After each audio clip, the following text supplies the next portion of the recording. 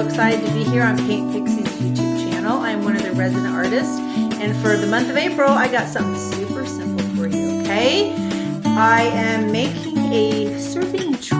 I have my friend's, my daughter's friend. We've known her since she was 4.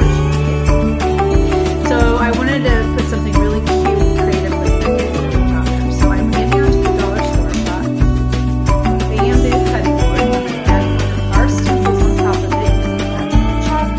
And then of course, Hobby Lobby has a really light best hardware in town.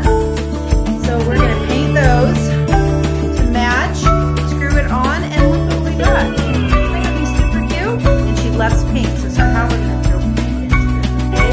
So let's get started.